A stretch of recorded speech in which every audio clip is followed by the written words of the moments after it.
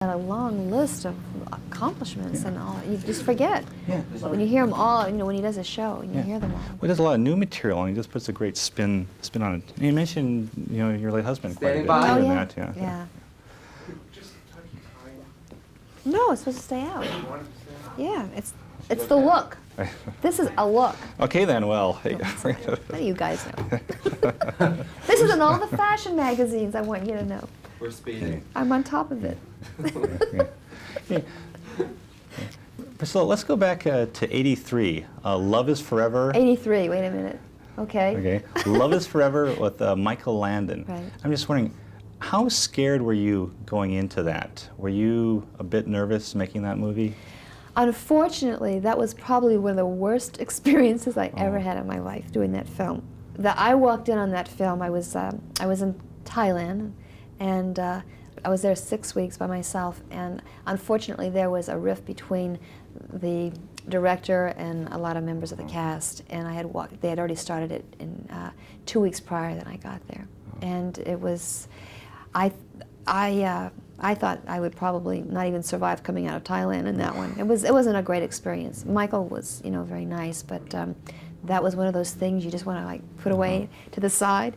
After you look at it and you think, God, I came out of that. Gee, I learned from that, so that's one good thing about it. No, I know there's a big difference between doing comedy and doing a drama. When you first sat down with the Zuckers for the first Naked Gun film, did you kind of assume that they were looking for an actress who had done a lot of dramatic work? No, I thought they were looking for an actress who had done a lot of comedy and was very experienced and seasoned in it. That was one of the questions, was, have you ever done comedy before? And I said no. And they said, thank you very much. They're very abrupt, very right to the point. So I walked out of there thinking that I don't have the part. A week later, I got a call saying, you got it. And what they didn't want was someone who had done any comedy. And now that you see, the list of people who they have in their films, you see Ricardo Montalban and Robert Goulet and George Kennedy. I mean, they really don't have that list, our background. I know with a film like this, the payback probably doesn't come until you see the finished product.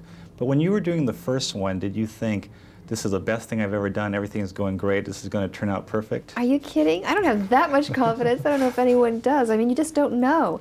I was totally surprised. I never thought that it would have the success that it had. Doing it, I was so nervous at the time of doing it. Everything I thought was terrible that I didn't think it was funny.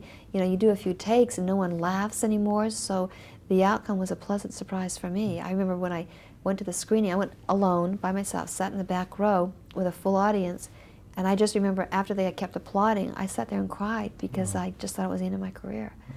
So it's a nice surprise to see that we're doing, a number 3. Who would have known? Yeah. Well, speaking of number 3, I love the courtroom scene with the babies.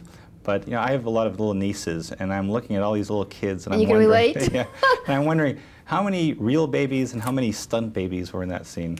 There were a lot of real babies and a lot of stunt babies, and there was a lot of crying, and it was a hard scene to do with all the children. And I focused myself on all these babies, going, "Oh my gosh, they need their mother." So my mind was all over the place in that scene. But it was funny. I remember looking over and seeing all these babies with all these people and going, "My God, this is exactly what it's probably like today, and that's why nothing's being done. Our justice system has kind of fallen apart. Maybe it's because there's babies in the courtroom, all being fed. Who knows?" But I kind of related to that. Well, one of the great things about these Naked Gun films is how a lot of relatives will make cameos in the movies. Now, did your son want to do a cameo in this film? He did. My son and my nephew were in it, in the grocery store with Leslie. Unfortunately, they didn't use the whole scene, and I have to present the bad news to them that they didn't make it. But they were excited. They were, they can't wait. They've told all their friends, and this is the nature of the business. Sometimes you end up on the cutting room floor, and it's going to be disappointed. And one final question. You have a very interesting romantic outfit that you wear in one scene. Now, when you first saw that outfit, how did you react, and how intricate was it exactly? Well, I first saw it in sketches. They showed me what it was going to look like. They showed me the fabric and how it was going to be made. What they don't tell you is how much it's going to weigh. That was a big surprise. I was wired up, I had all the wires, I had the mics, I had the the batteries and had, you know, a lot of weight to it. So those are the surprises that always come along. It looks great on paper, but wearing it's different.